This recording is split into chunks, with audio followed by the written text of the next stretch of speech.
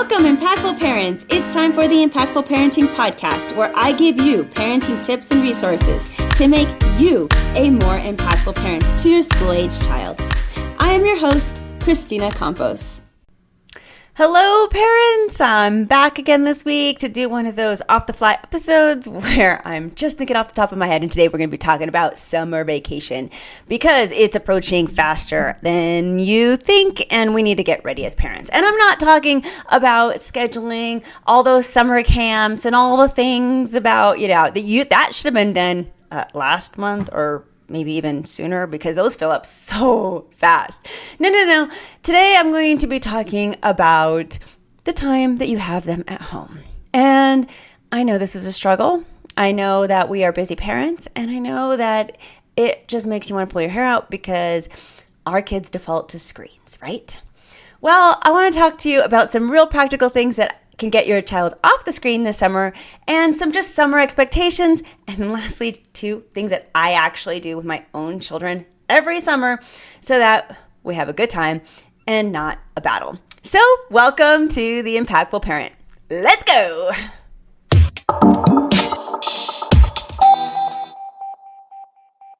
All right, transitioning from a structured school year to an unstructured summer can be a shock for both parents and kids. So when kids don't know what to do next, they naturally gravitate toward that path of least resistance.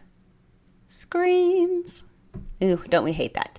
So what we need to do is establish a predictable rhythm instead of a rigid schedule for the summertime. Let me say that again, predictable rhythm. If we try to go with the rigid schedule, we're just going to fall flat on our face and get frustrated as parents because it's just so hard to do in the summer. Let's be real. I know you understand. So let's talk about some boredom stuff, some visual alternatives that you can use. So kids often say, I'm bored because they are overwhelmed by too many choices or a lack of initiative to start a project. They literally don't know how to start on their own. Many kids. We find this mind-blowing as parents because we're like, what? Just do it. Just do something. And that's what we were told to do as we were pushed out the door saying, hey, come back at dinner time. Now, kids today, they don't know how to get that initiative start. So sometimes we have to scaffold that and really hand-hold them through this. It's great, though, because they're going to learn. So maybe try a visible screen-free menu, like this chart on your refrigerator, maybe a boredom jar filled with activities that your kid might actually enjoy. So when things get bored, they have somewhere to look for, hey, pick something off the board. Now, I highly suggest that you make this board or jar or whatever you want to put this activity schedule on with your child. But, sometimes that doesn't even work. Even doing it on your own is going to be better than nothing. So let's talk about some of the things to put in the jar. This is what I know you really want to know. Things like water balloon fights. You can get the water balloons at the dollar store. Then it's a whole process for them to have to go to the water, fill them up, all those things. That's really difficult. And you get like the real dollar store ones. These are really difficult to fill up. Just the act of getting your child frustrated at the water spout is great. It's going to give them some time. I know so many times we try to rescue our kids with, oh, they're struggling, let me help them. No. Did your parents help you? A lot of us didn't. And what did we do? We learned how to problem solve. We learned how to deal with our frustrations. And it took a lot of time to figure shit out. That's what you're trying to do here in the summer. You're allowing your child to get frustrated and figure stuff out on their own in a time that doesn't have any stakes at all. So remember that when you give them difficult tasks. Another thing you can do is obstacle courses, maybe bike rides to a specific location. There's also creative things you can put in there like Lego challenges, rock painting, the trash to treasure, which is like upcycling projects where you can just collect a whole bunch of toilet paper rolls and all the kind of different things that are clean, but people would typically throw away in the trash. Egg cartons are in that area, old pencils. See what they can create with this box of seemingly trash, which isn't really trash. It's wrappers and stuff. So yeah, it's trash, but it's clean trash. There are skill-based things that you can put into these jars, like learning to cook a specific meal or practicing a magic trick. I love that one, especially for older kids. Like get yo-yos and all those traditional things like Rubik's Cubes, and let your child figure it out. When you have to take away the screen, we need to replace it with something else, even if they hate it for a while. And you're like, hey, you got 15 minutes of no screen, but look, here's this Rubik's Cube. They're going to hate it at first. But again, expect that resistance and stick with it, parents. It will pay off. And then another idea could be starting a summer-long passion project. This is great. It could be like birdhouse building. It could be comic book writing. It could be writing a story, creative like mini series.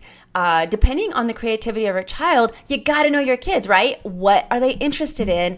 And the awesome thing about some of our older children and these summer-long passion projects is that they're going to use this in order to get into college later. Yeah, college later. I know it sounds ridiculous to get your 9-year-old maybe into something that's a passion project for the summer.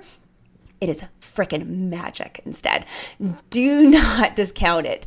They're going to be able to get really excited about this passion project. Not only is it going to keep the summer busy, but they're going to be able to write about it later when they're in high school, saying, this has sparked my interest back then when I one summer did this. These are the things that your child actually needs to get into college nowadays. And yes, it starts young. And it starts with us cultivating those opportunities. So that's what summer is going to be about. It's going to be about cultivating opportunities for our kids to grow. Awesome stuff. And use a lot of that creativity that they don't get to use during the school year because everything is so regimented. And there's not a lot of autonomy there. This is where you're going to give your child autonomy. Another thing to think about is to establish that rhythm, right, over the schedule, because those rigid schedules often fail by the second week of June. Yeah, they die quick. And instead of using that rigid schedule, that daily rhythm sets a different kind of clear expectation about when screens are allowed and when they are not. So I like for my own children to earn their tech time. So we make screen time kind of like a dessert rather than the main meal of the summer. For example, screens are only available maybe after 4 o'clock or after they completed a chore or after they read some books or after they played outside for a while. That kind of feeling, they have to earn the tech time. Another thing that you can do is tech-free mornings. And I love this one because it keeps the first 3 hours of their day completely unplugged. This encourages kids to engage in deep play or creative thinking or read a book before their dopamine levels spike because of a device. I also really like the midday reset, where you use these like 1 to 3 p.m. when it's the hottest part of the day as a quiet time for that reading, that nap, maybe an audiobook if your child either doesn't like to read or would rather have some kind of listening device so they could just go into that imagination. Don't discount audiobooks, parents. I know we would rather have our kids reading themselves, but let's be real. Some kids just aren't into it, and it's going to be more of a battle than it is a happy thing. So an audiobook would be a good scaffolding way to do that. Even with kids, like I have a very dyslexic child, the audiobook was way more fun for him in the summertime because he tried so hard during the school year. He had to read all kinds. That wasn't fair to keep him reading during the summer. So we did audiobooks instead for that 1 to 3 time period when it's just too hot to go outside. Kids don't want to melt. Don't you remember? We did not like melting outside in the middle of the day. It was not the favorite time. So maybe having them come in for that time, but to get them off the screen, you have to have a separate plan. Now let's go into a summer bucket list of things where you can involve your kids in the planning process to give them the sense of autonomy that they have some say in their life and what they're going to do this summer. And I like the 5-5-5 rule. That is, you have each child in your house choose 5 places they want to go this summer. And it doesn't have to be vacation places. We're talking about ice cream shop, maybe the zoo, something that they're really familiar with. And then 5 things they want to learn. So what do you want to learn? You want to learn how to do magic tricks? Do you want to learn how to do a yo-yo? Do you want to learn how to do puzzles? Whatever that might look like. And then 5 things that treats. Like some kind of treat that they want to have or make. Maybe they want some ice cream. Maybe they want to have some time with their friends. Maybe they even want to level up on a video game. Okay? The treats are their choice. We don't need to make it completely electronic free because, again, we're trying to eliminate our battles and meet our kids somewhere in the middle. We're not trying to say no, can't, and get that super resistance. I also like the idea of weekly themes. So you can go through your summer month with your child, again, so that they feel some autonomy here, and give each week a different theme for the summer. So when they get bored, if it's nature week, it's something to do with nature, whether it's going outside and finding bugs or going outside and, cataloging flowers or cataloging certain types of trees or plants, or maybe it's this week they're going to plant something. You can find things for that week that could be really fun. An International Food Week is another fun idea. So they can learn how to do different foods. You can cook different things. And it helps organize the summer in a way that feels good, but doesn't feel like it's really structured and like, bogged down and heavy. Now, I also like to have an innovation station in my house. And this is a place in the house where you just have a whole bunch of different things that a kid can do when you take that screen away. It's kind of like that jar we were talking about before, because you can't expect kids to stay off the screens if they don't have the tools to do anything else. So this is when it is amazing to go to the dollar store and do a summer supply run and stock up on a whole bunch of things that will just help you get through the summer. And you can go to that box and direct kids to that box to get some fun ideas of what to do.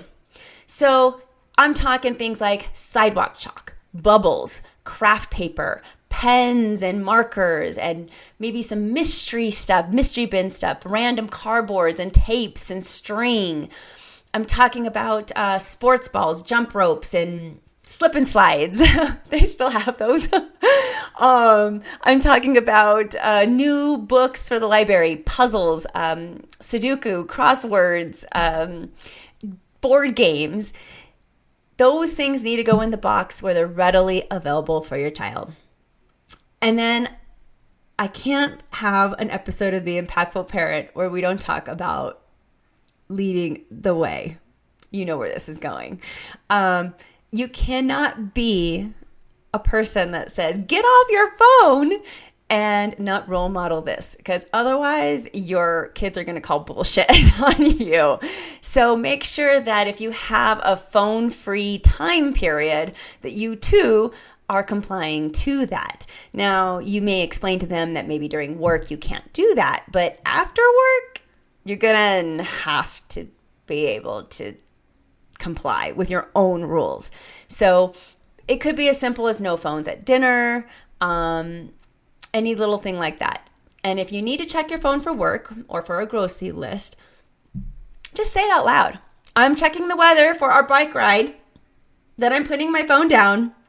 Okay, announce it to your kids so they don't just see you looking at your phone and make assumptions.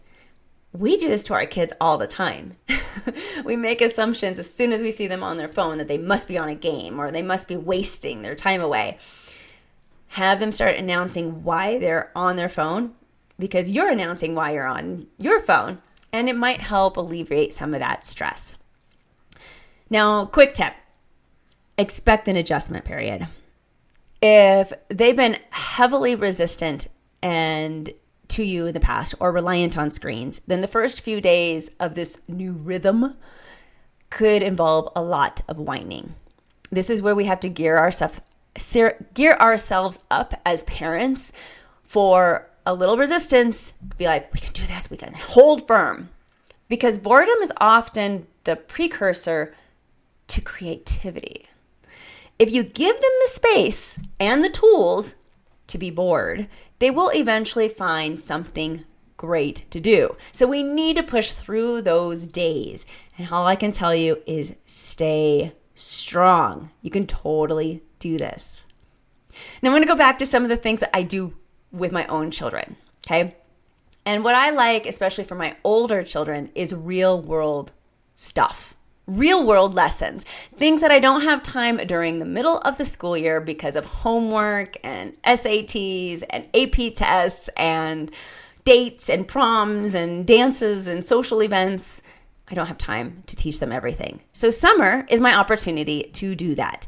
And we do real world stuff. We call it school time, but it's really not school time. It's like, it's stuff that I want my kids to learn, skills that they need to go through in life. Things like cooking, okay?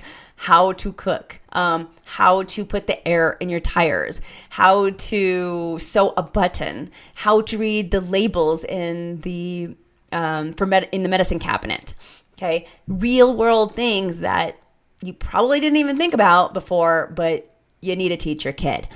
If you need an idea of what these real world things are, I have a free PDF for you, 100% free. Go to theimpactfulparent.com/50 things. That's 50things. Things, 50 things. theimpactfulparent.com/50 things. And there's 50 different things that you should be teaching your child this summer, and you don't have to get through them all, but it's going to give you a really good idea of some of those things that you should be doing right now, starting in June, when you have the time. And a lot of those, it won't take you that long. It's a one-day activity. So there's also these summer bridging things that I know a lot of parents want to get into, and those are more academic. Summer bridge, just keeping your child in the little bit of an education mode. I do that also with my children in their school time, but I limit it to only about 20 minutes worth of work. Any more than that, and your child's going to do some huge pushback with you, and they don't like it because they've worked their butt off all year long, and this is supposed to be summer and time for rest. So if you give them more than 20 minutes worth of math or review work, something where they have to, those summer bridge books that you can get at Barnes & Noble, your local bookstore, that helps you like what you need to know between 3rd and 4th grade. Yeah, go look at those up if you've never seen them before. They're easy to find. Just keep it short. Keep those very short. I'm not saying don't do them, just keep them short.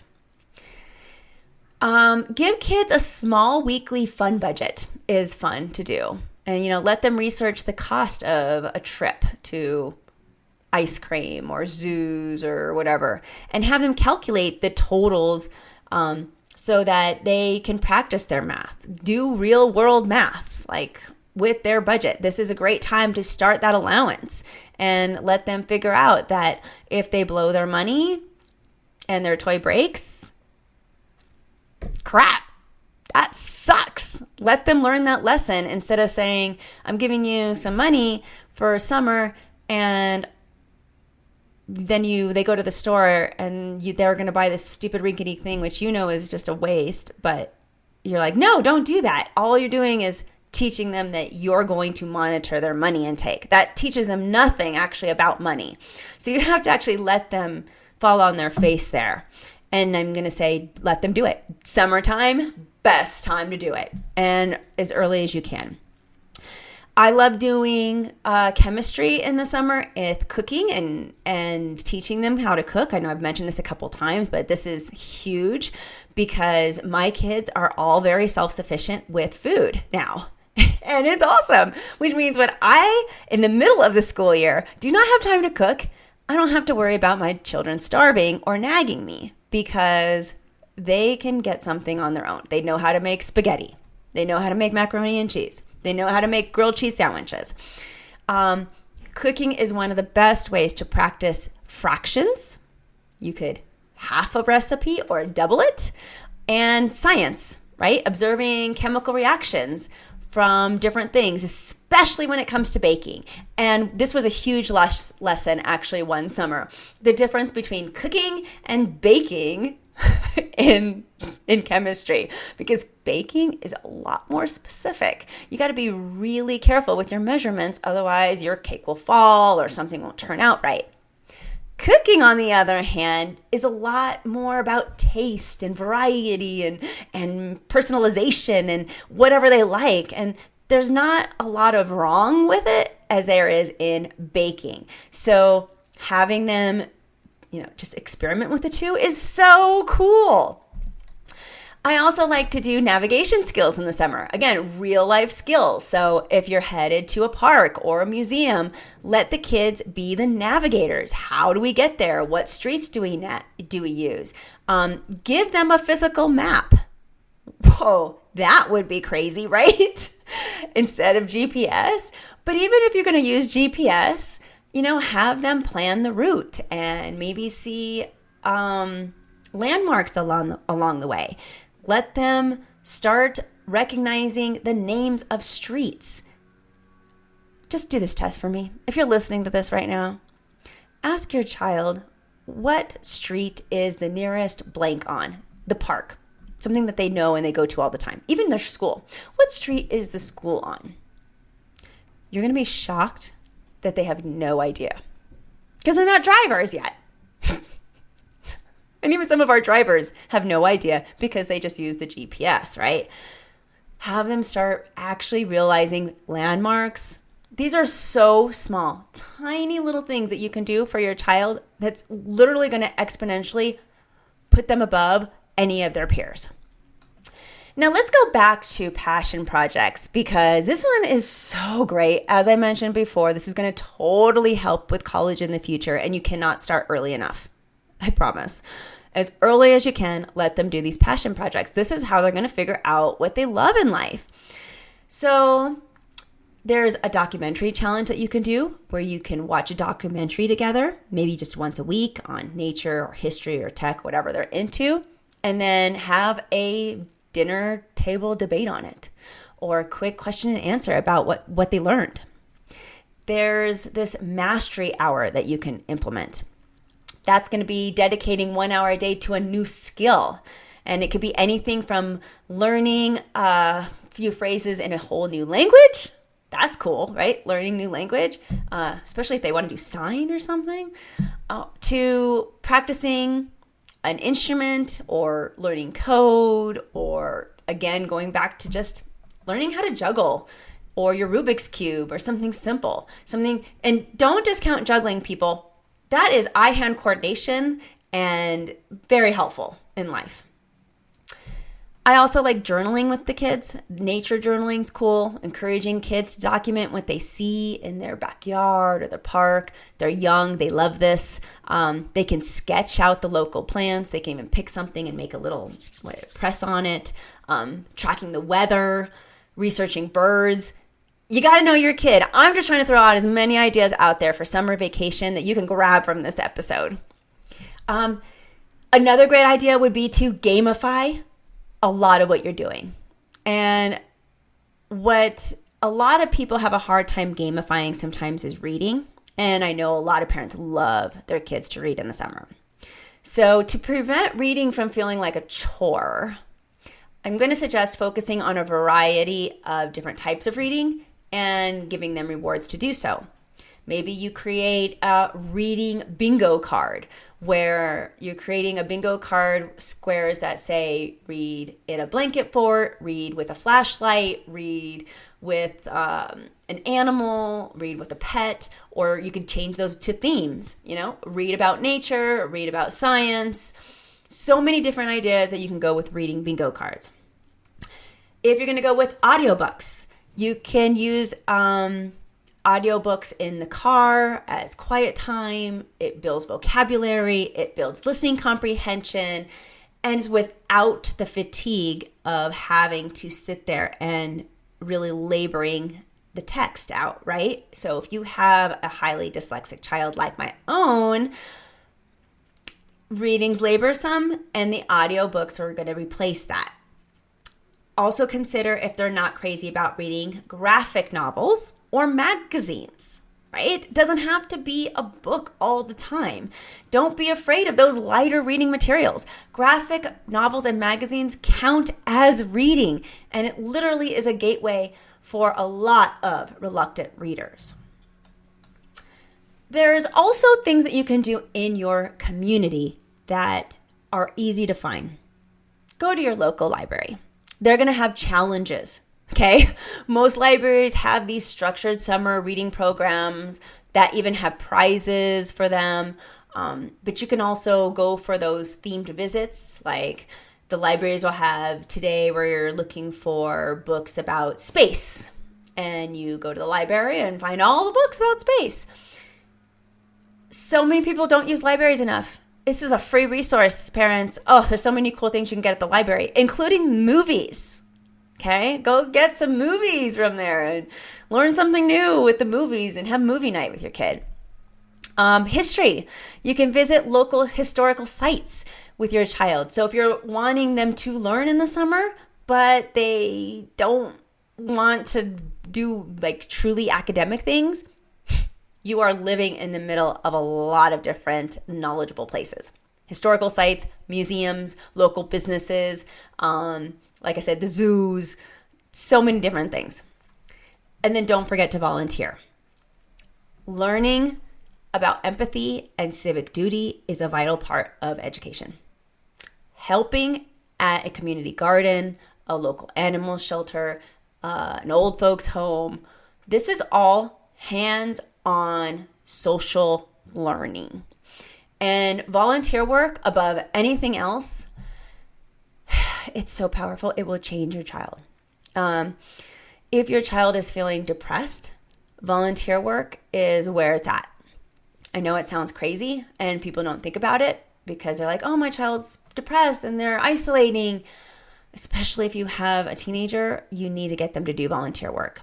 Not only are they going to be able to use that on their resume and for college admissions, but it's going to change them. It is literally proven in research that volunteering helps children kind of get out of their funk of depression, and it's amazing. It focuses on somebody else and the power of helping. Cannot recommend it enough. Yes, I do it with my own children.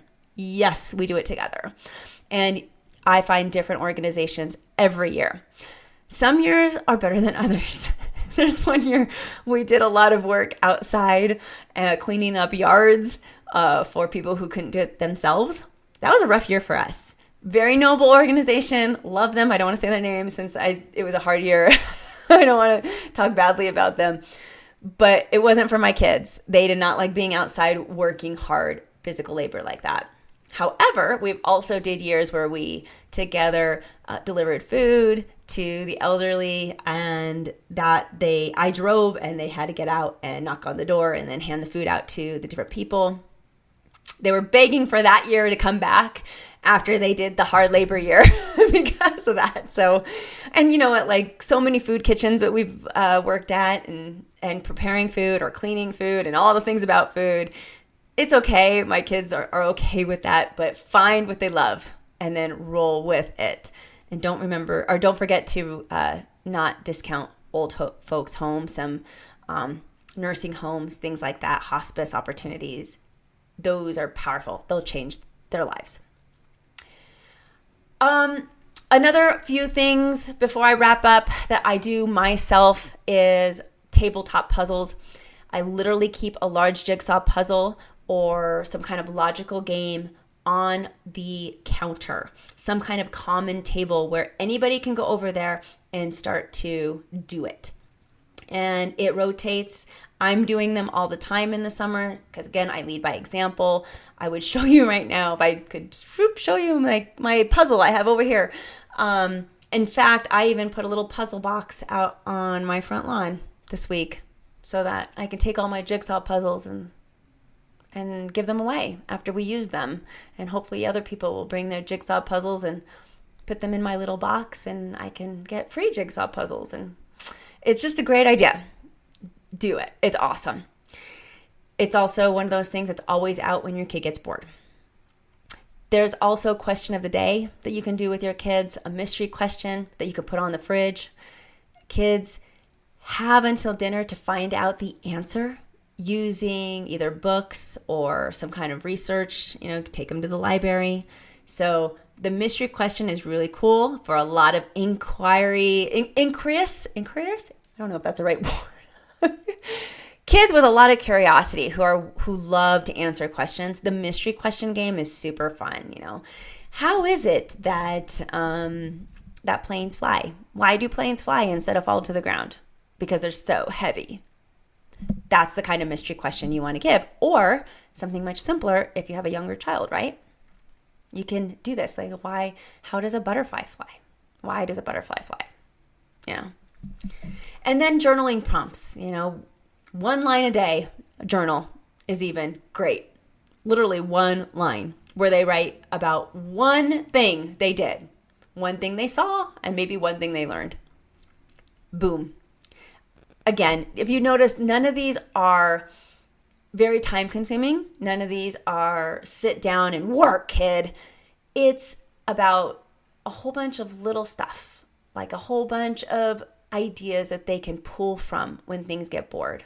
A whole bunch of things, just a whole bunch of cool things that are going to spark interest. And none of it is, sit down and get this done. Because that's not how we want to spend our summer. That's not how they want to spend their summer. They think of it as a break, and I want you to think of it as a break too. Especially when you can sit back and watch your child go to their mystery box, go to the question of the day, go to a puzzle, and just by the end of the summer, hopefully learn how to do a new skill, cope with their depression a little bit more, cope with their boredom a little bit better. That is what summer is about. It's about rest, learning, and getting in all that stuff that you never had a chance to do during the school year. Now, the summer slide is real, but so is academic burnout. So if a child's struggling with a specific subject, again, 15 minutes of practice of that day. 15 minutes is all you want to do. Beyond that, you're just going to get battles. But think about it, especially if you set a timer or a visual timer. 15 minutes every day, it's a lot. And it could be very impactful. You got this, parents. We're going to make this summer the best one yet. So you got this. I'm just here to help. Thank you for listening today. Remember to subscribe and share this podcast with a friend. And don't forget, the Impactful Parenting Podcast is an extension of the Impactful Parent community. Go to the Impactful Parent website and download the free Impactful Parent app so you don't miss a parenting tip that can help you and your family. Thanks for listening today. So go to theimpactfulparent.com and see you next episode.